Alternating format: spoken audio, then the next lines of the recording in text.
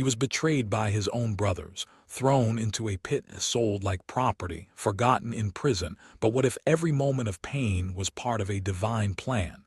This is not just a story of suffering. This is a story of purpose, power, and destiny. This is the story of Joseph. Part 1. The Dreamer. Joseph was the beloved son of Jacob, a young man set apart. His father gave him a coat of many colors, a symbol of favor, but Joseph had something even more powerful: dreams. One night he dreamed that his brothers' sheaves bowed to his. Another time the sun, moon, and stars bowed before him. These dreams weren't just imagination, they were prophecy. But not everyone celebrates your destiny. Part 2. Betrayal. Jealousy turned into hatred. Hatred turned into a plan. One day his brothers saw him coming from afar. "This is the dreamer, let's kill him." Instead, they threw him into a pit, empty, dark, hopeless. Then they sold him for silver. Joseph went from favored son to slave in a single day. Part 3. Slavery in Egypt. Joseph was taken to Egypt, a foreign land.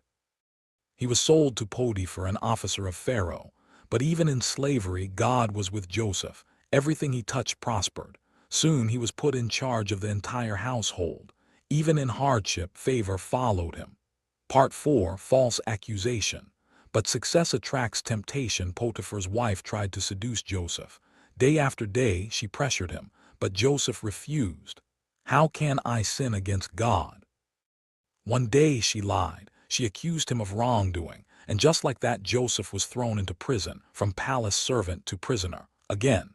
Part 5. Prison and purpose. Prison was not the end, because even there God was with Joseph. He gained favor with the prison warden. Soon he was in charge of the prisoners. Then came two men with dreams, a cupbearer and a baker. Joseph interpreted their dreams and both came true. But when the cupbearer was released, he forgot Joseph. Part 6. The waiting. Days turned into months, months into years. Joseph waited, forgotten but not forsaken, because delay is not denial.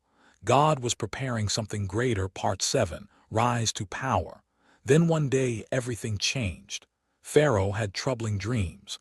No one could interpret them. Suddenly the cupbearer remembered Joseph. Joseph was brought before Pharaoh. He said, "I cannot, but God can."